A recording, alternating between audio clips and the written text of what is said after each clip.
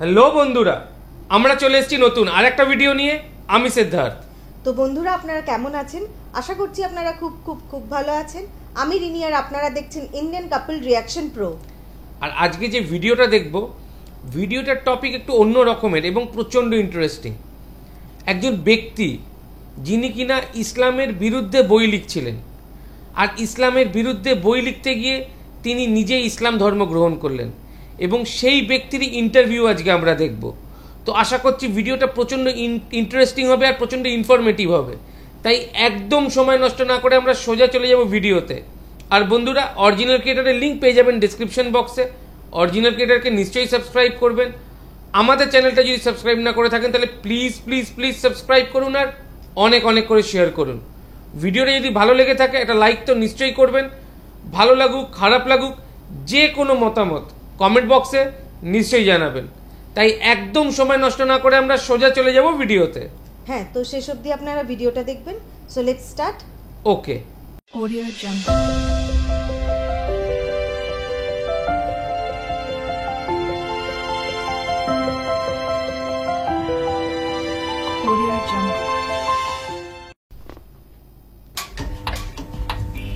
কিভাবে এবং কেন আপনি ইসলাম বিরোধী বই লেখার সিদ্ধান্ত নিয়েছিলেন?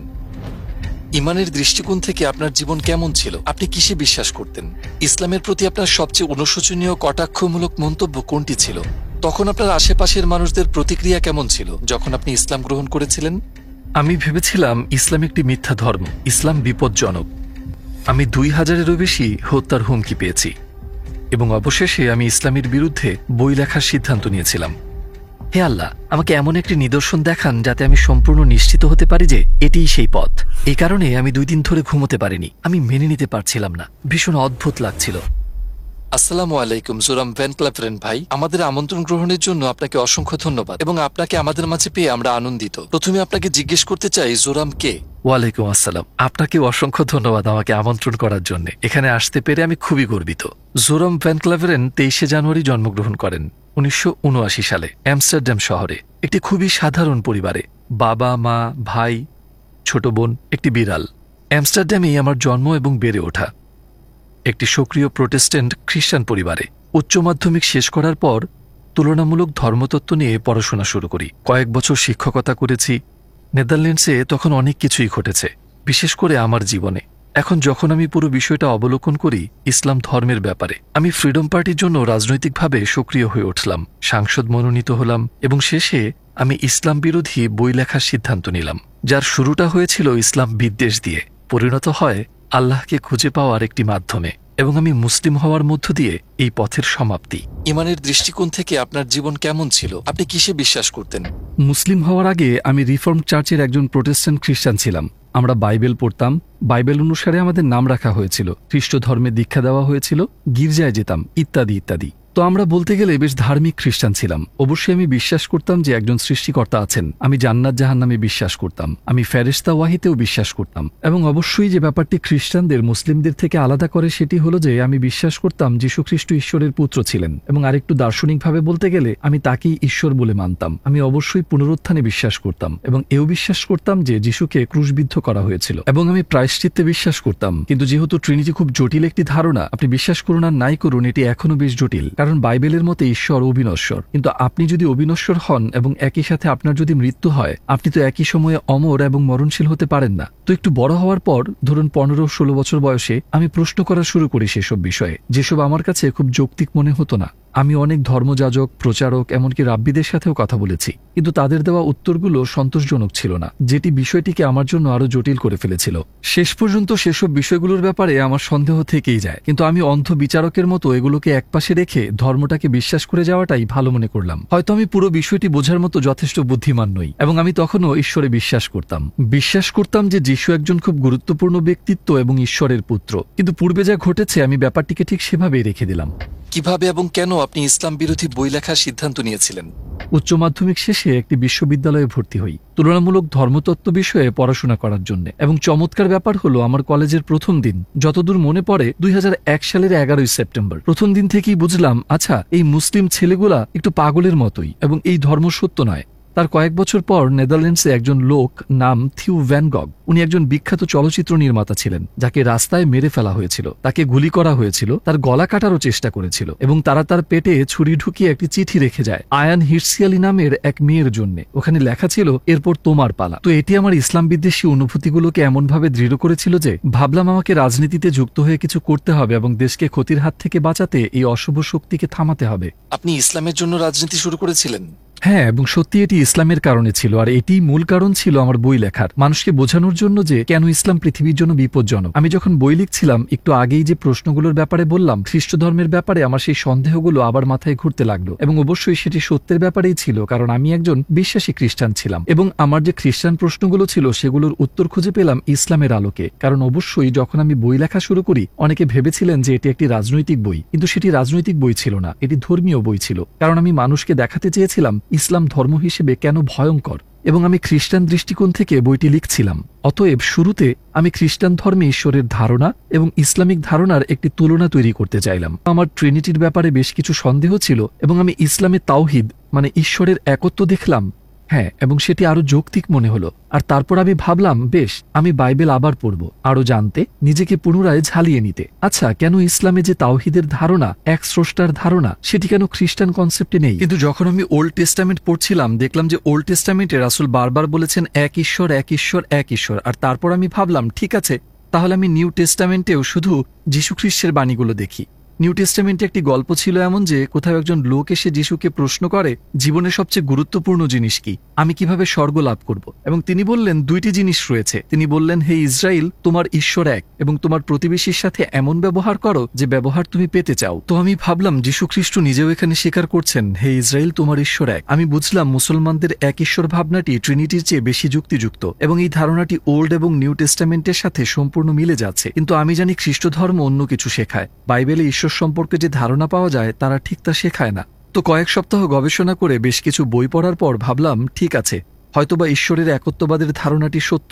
তো এভাবেই শুরু হয়েছিল। আপনার গবেষণার জন্য কোন কোন উৎস থেকে সাহায্য নিয়েছিলেন? যেহেতু আমি খানিকটা বিস্মিত ছিলাম, আমি বিভিন্ন কর্তৃপক্ষের কাছে লেখা শুরু করি এই ধর্মীয় বিষয়গুলোর ব্যাপারে। যাদের কাছে জানতে চেয়েছিলাম তাদের মধ্যে একজন ছিলেন শাইখ আব্দুল হাকিম মুরাদ, এবং তিনি ক্যামব্রিজ বিশ্ববিদ্যালয়ের একজন অধ্যক্ষ। অবশ্য বিষয়টি একদিক দিয়ে কিছুটা অদ্ভুত, যদিও আমি তখনও রাজনীতির সাথে জড়িত, কিন্তু আমি ইসলাম বিরোধী বই লিখছিলাম, ইসলাম বিরোধী উদ্দেশ্য নিয়ে। আর আমি অন্য দেশের একজন মুসলিম অধ্যক্ষকে অনুরোধ করেছিলাম, আপনি কি আমায় সাহায্য করবেন? আমি অবশ্য বলেছিলাম আমি একটি বই লিখছি এবং আমার মনে অনেক প্রশ্ন রয়েছে। আমি সোজাসুজি তাদের কাছে জানতে চাইলাম কেন ইসলাম সন্ত্রাসবাদ প্রচার করছে, কেন তারা নারী বিদ্বেষী, খ্রিস্টান বিদ্বেষী, যে কোনো কিছুর বিরোধিতা করে বেড়ায়। খুব সম্ভবত 6 সপ্তাহ পর তিনি আমাকে বেশ বিস্তৃত একটি ইমেল পাঠান এবং উনি সরাসরি বোঝাতে শুরু করলেন, আমার অনেক প্রশ্নের উত্তর দেন। উনি আরো বললেন, তোমাকে এই আর্টিকেল পড়তে হবে, এই বই পড়তে হবে, সেই বই পড়তে হবে, অমুক ব্যক্তির কাছে যাও। তিনি খুব বিস্তারিতভাবে ব্যাখ্যা করছিলেন সব। কিন্তু সবগুলো বই এবং আর্টিকেল পড়ে শেষ করার পর আমি ওল্ড টেস্টামেন্টে বর্ণিত নবী ও রাসূলদের সাথে মুহাম্মদ সাল্লাল্লাহু আলাইহি ওয়াসাল্লামের তুলনা করে দেখার চেষ্টা করি। আমার আর কোনো যুক্তি অবশিষ্ট ছিল না এটা দাবি করার জন্য যে বাকিরা রাসূল কিন্তু তিনি নন। আমি চিন্তা করলাম, বেশ, আমি যদি মুসা আলাইহিস সালামকে মেনে নিতে পারি, তবে রাসূল সাল্লাল্লাহু আলাইহি ওয়াসাল্লামকে কেন নয়? তাহলে নিশ্চয়ই সেখানে অন্য কারণ থাকবে। আমি ভাবছিলাম, কেন আমি তাকে রাসূল বলে মেনে নিতে পারছি না? হয়তো তার অনেকগুলো স্ত্রী ছিল তাই। কিন্তু আবার আমরা যদি সুলাইমান, রাজা দাউদ কিংবা ইব্রাহিম আলাইহিস সালাম প্রমুখদের দেখি, ওল্ড টেস্টামেন্টে এমন আরো অনেক নবী রয়েছেন যাদের একাধিক স্ত্রী ছিল। আর ধর্মগ্রন্থের বাইরে দেখলেও সাংস্কৃতিকভাবে ইউরোপ, আফ্রিকা, এশিয়া সবখানেই বিভিন্ন কারণে মানুষদের একাধিক স্ত্রী ছিল। তো ভাবলাম, বেশ, এটা কোনো যৌক্তিক কারণ হতে পারে না। একের পর এক সব যুক্তি বাদ পড়তে লাগলো। শেষে আমি ভাবলাম, আমাকে বলতেই হবে, হয় এদের কেউই রাসূল নন, যা আমার পক্ষে মেনে নেওয়া সম্ভব হচ্ছিল না, কারণ তাদের জীবদ্দশায় যা করেছিলেন, বলেছিলেন যে অলৌকিক ঘটনাগুলো ঘটেছিল ইত্যাদি কারণে তারা যা বলতেন এবং করতেন সে ব্যাপারে নিশ্চিত ছিলেন, কেননা তারা রাসূল। এরপর আমি বললাম, ঠিক আছে, ভালো কথা, তাহলে আমাকে মুহাম্মদ সাল্লাল্লাহু আলাইহি ওয়াসাল্লামকে নবী হিসেবে মেনে নিতে হবে। আমি সন্দেহ করেছিলাম। প্রথমে আমি ভেবেছিলাম যে তিনি আমার জানা ইতিহাসের সবচেয়ে খারাপ মানুষ। পরে ভাবলাম, হয়তো উনি অতটা খারাপ নন, কিন্তু তিনি রাসূল নন। শেষে সন্দেহ হতে শুরু করলো তিনি হয়তো একজন রাসূল। হ্যাঁ, অবশ্যই এতটুকু আসতে আমার অনেক বই পড়তে হয়েছে। প্রফেসর আব্দুল হাকিম মুরাদের সবচেয়ে বুদ্ধিমান পরামর্শ ছিল, তিনি বলেছিলেন, আপনি ইসলাম বিরোধী যে বইগুলো পড়ছেন সেগুলো সব অমুসলিমদের হাতে লেখা। তিনি বললেন, যদি আপনি খ্রিস্ট ধর্মের ব্যাপারে জানতে চান তাহলে নাস্তিকদের বই পড়বেন না, আপনি খ্রিস্টান লেখকদের বই দিয়ে শুরু করবেন। কেন তারা এটিতে বিশ্বাস করে, তাদের যুক্তিগুলো কি। আপনাকে ইসলামের বিষয়েও ঠিক একই কাজ করতে হবে। তো আপনি ইসলামের ধর্মীয় শিক্ষক, পণ্ডিত, তাদের বই পড়া শুরু করুন। আর তখন আপনি জানতে পারবেন, যদি আপনি বইগুলোর তুলনা করেন, তো একই বিষয় নিয়ে মুসলিম লেখকরা লিখেছেন একভাবে এবং অমুসলিমরা লিখেছে অন্যভাবে। আপনি বুঝতে পারবেন কোথায় তারা ভুল করেছে, কোন জায়গায় তারা শব্দের ভুল ব্যাখ্যা করেছে। কখনো হয়তো না জেনেই তারা ভুল করে ফেলে, কিন্তু যেহেতু তারা বোঝেনি কোথায় কি ভুল হয়েছে বা কোথাও কিছু বাদ পড়েছে কিনা, তো দিন শেষে আপনি দেখবেন ঠিক এসব ভুলভ্রান্তির কারণেই প্রতিদিন নতুন নতুন ধর্ম তৈরি হচ্ছে। আমি তার পরামর্শই অনুসরণ করলাম। আমি রাসূল সাল্লাল্লাহু আলাইহি ওয়াসাল্লামের জীবনী পড়েছি তার কথা মতে। আমি মার্টিন লিংসের the life of the prophet based on the earliest source of Muhammad পড়েছি। মার্টিন ধর্মান্তরিত ব্যক্তি ছিলেন, তো তার দেখানো যুক্তির ধরন, তার লেখার পদ্ধতি সবকিছু আমাকে আকৃষ্ট করেছিল, কারণ কোনো একটি বিষয়ে আমাদের দুজনের চিন্তার ধরন সম্পূর্ণ এক ছিল। বইটি পড়ার পরেই প্রথম আমি তাকে একজন সামরিক নেতার দৃষ্টিতে দেখা বন্ধ করি, কারণ আগে তার কথা চিন্তা করলেই মাথায় শুধু যোদ্ধার ছবি ভাসত। কিন্তু বইটি পড়ে আমি তাকে একজন বাবার ভূমিকায় দেখতে পাই, একজন বন্ধু, শিক্ষক ইত্যাদি। তার অনেক চরিত্র আমার সামনে আসে এবং আমি চাইলেই অনেক কিছুই বলতে পারি, কিন্তু এটা কখনোই বলতে পারবো না যে তিনি ভালো মানুষ নন। তো তার চরিত্র আমাকে তার ব্যাপারে আরও পড়তে ও জানতে আগ্রহী করে তোলে। আপনার গবেষণায় কোন বিষয়টি আপনাকে অবাক করেছে? হিন্দ বিনতে উদ্বার গল্পটি আমার জন্য একটা সুইচের মতো ছিল, যা আমাকে পুরোই বদলে দিয়েছে। কারণ আগে আমি ভাবতাম হিন্দ তার শত্রু আবু সুফিয়ানের স্ত্রী ছিল এবং এই হিন্দি হামজা রাদিয়াল্লাহু তাআলা আনহুকে হত্যা করার জন্য টাকা দিয়েছিল। রাসূল সাল্লাল্লাহু আলাইহি ওয়াসাল্লামের অত্যন্ত প্রিয় চাচা ছিলেন তিনি, আর যুদ্ধক্ষেত্রে তাকে হত্যা করা হয়। তারা তার কান কেটে আনন্দ মিছিল করে, তার নাক কেটে ফেলে। সে এক বিভৎস দৃশ্য। রাসূল এসব দেখে খুবই কষ্ট পেয়েছিলেন এবং এর অনেক অনেক বছর পর রাসূল ক্ষমতা অর্জন করলেন, মক্কায় ক্ষমতাসীন হয়ে ফিরে এলেন। সেখানে হিন্দু উপস্থিত ছিল। বইটি পড়ার এই পর্যায়ে এসে ভাবলাম এইবার বুঝি তাকে ক্রুশবিদ্ধ করা হবে বা তার হাত কেটে ফেলা হবে বা এমন কিছু, কিন্তু তিনি বললেন আমি এখন তার দিকে তাকাতে পারবো না। কিন্তু সবাইকে ক্ষমা করে দেওয়া হলো এবং সে যদি থাকতে চায় তবে মুসলিমদের সাথে থাকতে পারবে, আর না হয় চলে যেতে পারে, কিন্তু এখন থেকে আর কোনো প্রকার রক্তপাত চলবে না। আর আমি ভেবেই অবাক হচ্ছিলাম তাকে ক্ষমা করে দেওয়া হয়েছিল। যদি আপনি এমন একজনকে ক্ষমা করতে পারেন যে আপনার প্রাণপ্রিয় চাচাকে হত্যা করেছে, যদি সে তার শরীরের বিভিন্ন অংশ কেটে অন্যদের দেখিয়ে উল্লাস করে, সে আপনাকে আর আপনি যা কিছু প্রচার করছেন সেটাকে অপমান করছে, এটিই প্রকাশ করে আপনি কতটা মহান চরিত্রের অধিকারী। এটি একটি অসাধারণ গুণ, এটি অলৌকিক বিষয় যা আপনি কোথাও খুঁজে পাবেন না। আমি ভাবছিলাম কি অসাধারণ একজন মানুষ তিনি, আর এটি দেখার পর আমার সন্দেহগুলো নিয়ে আমি চিন্তায় পড়ে গেলাম। আমি তার চরিত্র দেখেছি, কিভাবে তিনি অন্যদের সাথে ব্যবহার করেন তা দেখেছি, শত্রুদের প্রতি তার আচরণ কেমন তা দেখেছি। আমার মনে হতে শুরু করে তিনি একজন রাসূল, কিন্তু তারপর আমি ভাবি ওহ এটা তো ভয়ঙ্কর, কারণ আমি ইতিমধ্যেই আল্লাহর একত্ববাদ স্বীকার করেছি আর এখন বলছি তিনি একজন রাসূল। যদি আমি আপনাকে বলি আল্লাহ এক এবং মুহাম্মদ তার রাসূল, তাহলে তো এটি প্রায় কালেমা পড়া হয়ে গেল। আমি ভাবলাম এবার থামতে হবে, বইগুলো পড়া বন্ধ করতে হবে, এটি আমাকে ভুল গন্তব্যে নিয়ে যাচ্ছে। তবে অবশ্যই আমি আর আগের মতো ইসলাম বিরোধী ছিলাম না। আমি যা যা পড়েছি, দেখেছি আর আমার অভিজ্ঞতার কারণে এখন আমি আপনাকে যা বলবো হয়তো রূপকথার মতো শোনাবে, কিন্তু এটা সত্যিই ঘটেছিল। আমার টেবিলের উপর সব বইগুলো ছড়িয়ে রাখা। যখন আমার মনে হচ্ছিল যে এটি একরকম কালেমা শাহাদাতি পড়া হয়ে গেল, আমি বিরক্ত হয়ে আপাতত সবগুলো বই সরিয়ে একটা উঁচু তাকে রেখে দিলাম। কিন্তু সেখানে এত বই ছিল যে অনেকগুলো বই তাক থেকে পড়ে গেল। পড়ে যাওয়া বইয়ের সাথে আল কোরআনও পড়ে গেল। আমি যখন বইটি তুললাম আমার হাত পড়েছিল ঠিক 22 নম্বর সূরার 46 নম্বর আয়াতে, যেখানে লেখা ছিল প্রকৃতপক্ষে তাদের চোখ অন্ধ নয় বরং তাদের হৃদয় অন্ধ। আমি ভাবলাম আরে এটি তো আমার আসল সমস্যা, কারণ আমার চোখ নয়, আমি স্পষ্ট দেখতে পারছি। নিজ হাতে যা লিখছি কেউই আমাকে সেই বই লিখতে জোর করেনি, কি লিখবো সেটাও কেউ বলে দেয়নি, নিজেই লেখা শুরু করেছিলাম, নিজের চোখে সব দেখতে পারছি। আচ্ছা মানলাম তিনি রাসূল, ঈশ্বর একজন, কিন্তু বিষয়টাকে গ্রহণ করতে পারছিলাম না, কারণ আমার চোখ অন্ধ ছিল না, আমার হৃদয় অন্ধ ছিল। আমি মন থেকে মেনে নিতে পারছিলাম না। আমার মনে হয় আমার নফস বা আমার অহংকারের কারণেই আমার মেনে নিতে কষ্ট হচ্ছিল। তখন আমি বললাম হে প্রভু, আপনি বাইবেলের ঈশ্বর নাকি কোরআনের আল্লাহ আমি আর পরোয়া করি না, আমাকে শুধু একটি মাত্র ইঙ্গিত দিন যাতে আমি শতভাগ নিশ্চিত হতে পারি এটাই সঠিক পথ। তারপর আমি ঘুমিয়ে পড়লাম, কিন্তু ঘুম থেকে ওঠার পর কেন জানি না মনের মধ্যে খুব শান্তি পাচ্ছিলাম। আমি সত্যিই খুব নিরাপদ বোধ করছিলাম। এর পূর্বে আমি কখনো এতটা শান্তি অনুভব করিনি। পুরো বিষয়টি নিয়ে আমার যে উদ্বিগ্নতা বা সন্দেহ ছিল সূর্যের তাপে তুষারের মতো, তা আমার মন থেকে পুরো উধাও হয়ে গেল। আমি ভাবলাম আমি মনে হয় মুসলমান হয়ে গেছি, তো এখন সবাইকে বিষয়টি জানানোর পালা। আপনার আশেপাশের লোকজনের প্রতিক্রিয়া কেমন ছিল যখন আপনি মুসলিম হয়ে গেলেন? আসসালামু আলাইকুম প্রিয় ভাই ও বোনেরা, আমরা দেখছি যে আমাদের দর্শকদের 80% মানুষজন আমাদের চ্যানেলে সাবস্ক্রাইব করেননি। আপনারা যেমনটি জানেন আমরা একটি অলাভজনক প্রতিষ্ঠান, আর আমরা আমাদের কোনো ভিডিওতে বিজ্ঞাপন চালাই না। আমাদের লক্ষ্যই হলো শুধু সত্যকে প্রচার করা। কাজটা ছোট হতে পারে, কিন্তু ইনশাল্লাহ অনেকের জন্য এটি পথ চলার সহায়ক হবে। এখন সাবস্ক্রাইব বাটনে ক্লিক করুন এবং একসাথে পথ চলি অনন্তকালের দিকে। আপনার আশেপাশের লোকজনের প্রতিক্রিয়া কেমন ছিল যখন আপনি মুসলিম হয়ে গেলেন?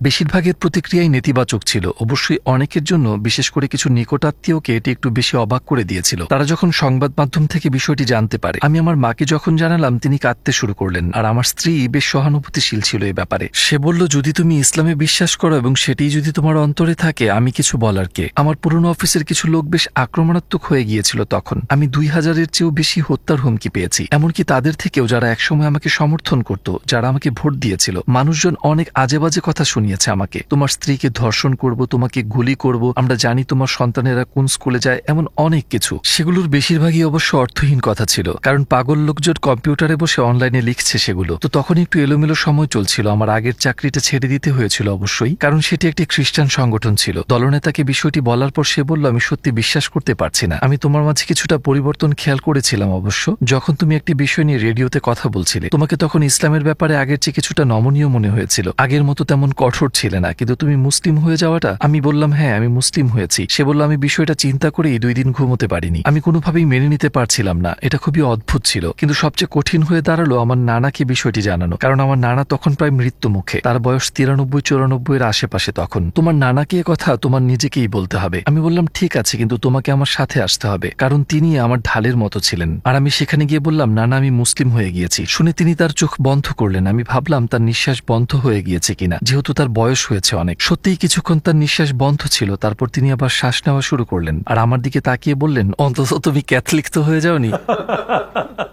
বেশ মজার ছিল বিষয়টি। আর শেষে আমার আগের রেডিওর বস আমাকে বলল, আমরা কিভাবে বুঝবো যে তুমি একদিন হিন্দু বা অন্য কিছু হয়ে যাবে না। বললাম, আমি কখনোই ধর্মকে বেছে নিইনি, শুধু এই একবার ছাড়া। আমার মুসলিম হওয়াটাই শুধু আমি বেছে নিয়েছি। এর আগেও আমি কোনো ধর্ম বেছে নিইনি। আমি খ্রিস্টান পরিবারে জন্মগ্রহণ করেছি, খ্রিস্টান হিসেবে বড় করা হয়েছে আমাকে। আর সেই কারণে যেসব ভালো জিনিস আমার কাছে এসেছে তার জন্য আমি খুব কৃতজ্ঞ। কিন্তু সেটা আমার সিদ্ধান্ত ছিল না। আর জীবনে একবারই আমি এই বিষয়ে সিদ্ধান্ত নিয়েছি, যখন আমি মুসলিম হওয়ার সিদ্ধান্ত নিলাম। আর এটি সবচেয়ে, যেমনটি আমি বললাম, আমার মনে হয় আমার নেওয়া সবচেয়ে গুরুত্বপূর্ণ সিদ্ধান্ত ছিল, সবচেয়ে যুক্তিসঙ্গত সিদ্ধান্তও ছিল। জীবনে কোনো সিদ্ধান্ত নিতে আমি বছরের পর বছর সময় লাগাইনি, শুধুমাত্র এই সিদ্ধান্তটি ছাড়া। প্রথম নামাজ আদায়ে আপনার কেমন লেগেছিল? অবশ্যই খুব সুন্দর একটি মুহূর্ত ছিল, বেশ আজবও লাগছিল বটে, কারণ একজন খ্রিস্টান হিসেবে আমি অবশ্যই ওভাবে প্রার্থনা করতে অভ্যস্ত ছিলাম না। আপনি আমার হাত জোর করেন আর হয়তো হাঁটু গেড়ে বসেন বাথ বা অন্য কিছুর সামনে। আমার মনে হয় ব্যাপারটা খুব সুন্দর যে আপনি সিজদা করছেন, অতঃপর আপনি সত্যিই আপনার প্রভুর কাছে গভীরভাবে মাথা নত করছেন। তাই আমার মনে হয় এটি অত্যন্ত বিনয়ী এবং সুন্দর একটি ব্যাপার। এটি আমাকে অত্যন্ত মুগ্ধ করেছিল। আপনার জীবনে ঘটে যাওয়া 3টি বড় চ্যালেঞ্জের নাম বলুন। অবশ্যই আমার মুসলিম হওয়াটা একটি বড় চ্যালেঞ্জ ছিল, কারণ আমাকে আমার পরিবারের কাছে এবং পুরো পৃথিবীর কাছে প্রশ্নবিদ্ধ হতে হয়েছিল। আর ওইটি একটি বড় চ্যালেঞ্জ ছিল। আমি ভেবেছিলাম যে মুসলিম হওয়াটা খুব কঠিন কাজ হবে, কারণ একজন প্রোটেস্ট্যান্ট খ্রিস্টান হিসেবে ধর্মীয়ভাবে পালন করার সেখানে তেমন কিছু নেই। কিন্তু একজন মুসলিমকে কিছু বিষয় চর্চা করতে হয়, দৈনিক 5 বার বাধ্যতামূলক নামাজ পড়তে হয়, একটি সুনির্দিষ্ট নিয়ম মেনে খেতে হয়, চিন্তা করতে হয় নির্দিষ্ট গঠনমূলক পদ্ধতিতে। আপনাকে সর্বোৎকৃষ্ট হতে হবে প্রতিটা মুহূর্তে, আপনাকে সৃষ্টিকর্তার সাথে আপনার সম্পর্কের কারণে, আর শুধুমাত্র এ কারণেই আপনাকে দিনে 5 বার সালাত আদায় করতে হবে। এটি সবসময় সৃষ্টিকর্তার কথা মনে করিয়ে দিচ্ছে, এবং এটি আপনাকে সবসময় স্মরণ করিয়ে দিচ্ছে যে আপনার একজন প্রভু আছে, যা খ্রিস্টান হিসেবে অনুভব করা সম্ভব নয়। আমি এভাবেই উপলব্ধি করেছি। আর আমি মনে মনে ভাবি, 5 বার নামাজ আদায় করতে হবে আজ, আমি এটা করতে পারবো না, সেটা করতে পারবো না। তো আমি মাথায় এটাকে কঠিন বানিয়ে ফেলেছিলাম। কিন্তু মুসলিম হওয়ার পর এসব সহজ হয়ে গেল। আপনি কি আপনার সন্তানদের মুসলিম হিসেবে বড় করছেন? চেষ্টা করছি অবশ্যই। আমি জানি না কখন কিভাবে যে আপনি একজন মুসলিমকেই বড় করছেন। আমার মনে হয় এটি অনেক কঠিন একটি দায়িত্ব, বিশেষ করে বর্তমান প্রেক্ষাপটে। অবশ্য আমি যখন বিয়ে করি তখন আমি মুসলিম ছিলাম না। আমি আমার সন্তানদের খ্রিস্টান হিসেবে লালন পালন করার প্রতিজ্ঞা করেছি। আমি মুসলিম হওয়ার পর অবশ্যই আমি আমার সন্তানদের খ্রিস্টান হিসেবে বড় করছি না। আমার বাচ্চাদের যদি খ্রিস্ট ধর্ম সম্পর্কে কোনো প্রশ্ন থাকে, তারা আমার স্ত্রীকে জিজ্ঞেস করে উত্তরের জন্য, আর আমার কাছে আসলে ইসলামিক সমাধান পায়। কিন্তু বেশিরভাগ সময় সে বলে দেয়, তোমাদের বাবাকে জিজ্ঞেস করো। আমার স্ত্রী সবার জন্য হালাল খাবার রান্না করে, এটি খুবই সুন্দর একটি ব্যাপার। সে বলে, আমি 5 ধরনের খাবার রান্না করতে পারবো না, তো সবাই একই খাবার খাবে, তুমি হালাল খেলে সবাই হালাল খাবে। একদিক থেকে এটা অনেকটা স্বাভাবিক হয়ে যাচ্ছে। ইসলামের প্রতি আপনার সবচেয়ে অনুশোচনীয় কটাক্ষমূলক মন্তব্য কোনটি ছিল? আমার মনে হয় ইসলাম মিথ্যা, কারণ এটি আমি প্রায়ই বলে থাকতাম। ইসলাম মিথ্যা, কুরআন বিষাক্ত গ্রন্থ। কিন্তু যখন আমি বলতাম ইসলাম মিথ্যা, তখন আমি পুরো ধর্মকে এবং তার সাথে যা আছে সবকিছুকেই বোঝাতাম। তো সেটি এক মাপের অনেক বড় জাহিলিয়াত ছিল আমার মতে। তো এই বিষয়টি নিয়ে আমি খুবই অনুতপ্ত। ইসলাম মিথ্যা হওয়ার ধারণাটি ছাতার মতো ছিল এক প্রকার, আর বাকি সবকিছু এই ধারণার নিচে, কারণ সেটিই ছিল আমার বদ্ধমূল ধারণা। আর অবশ্যই আমি নিজেকে দোষ দিই এবং এও জানি যে অনেক মানুষ যারা প্র্যাকটিসিং মুসলিম না তারাও এটি করে। আর একভাবে আমি বুঝতে পারি বিষয়টি, কারণ রাজনৈতিক দৃষ্টিকোণ থেকে সামাজিকভাবে সাংস্কৃতিকভাবে যা বলা এবং করা হয় তা সারা জীবন থেকে যায়। আমাকে মাঝে মধ্যে আমার পুরনো পার্টির লোকজন থেকে শুনতে হয় যে আমি একরকম নাকি তাদের অপমান করেছি। তো এটি আমাকে কষ্ট দেয়, আর এটি একটি অন্যতম কারণ যার জন্য আমরা IXC বা ইসলাম অভিজ্ঞতা কেন্দ্র নামক সংগঠন চালু করি। আমরা স্কুলগুলোতে যাই, primary school, high school, college, বিশ্ববিদ্যালয়, সরকারের 2টি অফিসিয়াল বিভাগে, অন্যান্য সামাজিক সংগঠনগুলোতে, এমনকি চার্চেও যাই, ইসলাম সম্পর্কে ভ্রান্ত ধারণাগুলো দূর করতে, ইসলামের দাওয়াত পৌঁছাতে, ইসলামের প্রকৃত রূপ তুলে ধরতে ভার্চুয়াল রিয়েলিটি ব্যবহার করি, যাতে তাদের শেখার অভিজ্ঞতাটি বেশ মজার হয়। আমি খুব চেষ্টা করছি পুরনোকে মুছে ফেলতে। ইসলামের ব্যাপারে আমাদের কিভাবে গবেষণা করা উচিত? আপনি কি গুগলে সার্চ করার পরামর্শ দিবেন? না, আমি কোনোভাবেই গুগলের পরামর্শ দিব না, কিংবা গুগল সার্চ করা আমার সর্বশেষ পরামর্শ হবে। বরং আমি মনে করি বই হাতে নিয়ে পড়াটা খুব গুরুত্বপূর্ণ। আমি মার্টিন লিন্সের লেখা মুহাম্মদ সাল্লাল্লাহু আলাইহি ওয়াসাল্লাম আরবের আদি ইতিহাস ও ঐতিহ্য নির্ভর জীবনী বইটি পড়তে বলবো, যে বইটি সম্পর্কে আগেই বলেছি সবুজ রঙের। আর আমি মনে করি প্রথমেই আমাদের কোরআন নিয়ে গভীরভাবে ঘাটাঘাটি না করাই উচিত, কারণ এটি খুবই জটিল একটি কিতাব। আর আপনার যদি এমন কেউ না থাকে যে আপনাকে শিখিয়ে দিবে আপনি কি পড়ছেন, বিশেষ করে অনেকেই আছেন যারা ইসলামের ব্যাপারে কিছুই জানেন না, আরবি ভাষা পারে না বা আরব দেশের মানুষ নন, তখন আপনাকে কোরআনের ব্যাখ্যা পড়তে হবে বা অনুবাদ পড়তে হবে, এবং অনেক ক্ষেত্রেই সেগুলো পুরো সত্য নাও হতে পারে। তো আমি সবাইকে পরামর্শ দিব সিরাত, রাসূল সাল্লাল্লাহু আলাইহি ওয়াসাল্লামের জীবনী পড়তে, রাসূলের চরিত্র ও জীবন নিয়ে পড়াশোনা করতে, কারণ সেসব ইতিহাসও আমাদের অনেক কিছু শেখায়। তার জীবনটাই ছিল কোরআন, তিনি নিজেই জলজন্তু কোরআন ছিলেন। তার সুন্নাহ নিয়ে পড়াশোনা করুন, আর আমার মতে এটি ইসলামকে খুঁজে পাওয়ার সর্বশ্রেষ্ঠ উপায়। আপনার শেষ মন্তব্য হিসেবে কিছু কি বলতে চান? আমি মুসলিম হওয়ার পর অনেক অনেক সুখী হয়েছি, তাই আমি সবাইকে ইসলামের দাওয়াত দিতে চাই, কারণ এটি আপনার হৃদয় ও অন্তরে প্রশান্তি ছড়িয়ে দেয়। এটি একমাত্র সত্য ধর্ম, কথাটি আপনার হৃদয় ও অন্তরকে পরিতৃপ্ত করে দেয়। কমপক্ষে এটিকে ইসলামের দৃষ্টিকোণ থেকে দেখার চেষ্টা করুন। রাসূলের জীবনী পড়ুন এবং জানুন। মুসলিমরা যা বিশ্বাস করে, কেন করে, তা বোঝার চেষ্টা করুন। মুসলিমদের ব্যবহার দেখে সিদ্ধান্ত নেবেন না, কারণ সব মুসলিম কিন্তু প্রকৃত মুসলিম নয়। আমিও প্রকৃত মুসলিম হতে পারিনি এখনো, আমিও সবসময় মুসলিমদের মতো চলতে পারি না। আমি সহ আমাদের সবারই চলা উচিত, কিন্তু আপনি সব উদাহরণের শ্রেষ্ঠ উদাহরণ রাসূলকে অনুসরণ করুন। আপনি যদি তার জীবনী পড়েন তাহলে হয়তো আপনি নিশ্চয়ই সত্যের সঠিক দিক নির্দেশনা পাবেন। অপূর্ব অপূর্ব সুন্দর একটা ইন্টারভিউ দেখলাম, এবং ওনার যে জার্নিটা, ওনার যে খ্রিস্টান থেকে, একটা প্রোটেস্ট্যান্ট খ্রিস্টান থেকে ইসলাম গ্রহণ করার যে জার্নিটা, যে পথ চলাটা, সেটা উনি এত সুন্দরভাবে ব্যাখ্যা করলেন, এবং ওনার ভেতরে যে অনুভূতিগুলো এবং ওনাকে যে চ্যালেঞ্জেসগুলোর সম্মুখীন হতে হয়েছে এটা হতে গিয়ে, এবং যে কিছু অলৌকিক ব্যাপার ঘটেছে না, যে কারণে তিনি আরও এসেছেন, মানে যখন বলছেন যে বইগুলো তুলে রেখেছিলেন এবং তার সাথে কুরআনটা পড়ে গেল, এবং যখন তুলে রাখতে যাচ্ছেন উনি যে সূরাটায় হাত দিয়ে তুলছেন সেখানে লেখা আছে যে মানুষ চোখে অনেক কিছু দেখছে কিন্তু তার অন্তর থেকে সেটাকে অনুভব করতে পারছে না। তো সেই জায়গাটা পড়া, মানে সব মিলিয়ে একটা সুন্দরভাবে ইন্টারভিউটা নেওয়া হয়েছে, এবং উনি এত সুন্দরভাবে নিজের জার্নিটাকে এক্সপ্লেন করেছেন, প্রচণ্ড সুন্দর লাগলো। মানে শুনতে বা দেখতেও খুবই সুন্দর লাগছিল। অপূর্ব সুন্দর একটা ভিডিওটা যদি আপনাদের ভালো লেগে থাকে একটা লাইক তো নিশ্চয়ই করবেন। ভালো লাগুক খারাপ লাগুক যে কোনো মতামত কমেন্ট বক্সে নিশ্চয়ই জানাবেন। আমাদের চ্যানেলটা সাবস্ক্রাইব না করলে প্লিজ প্লিজ প্লিজ সাবস্ক্রাইব করুন, আর অনেক অনেক করে শেয়ার করুন। Thank you.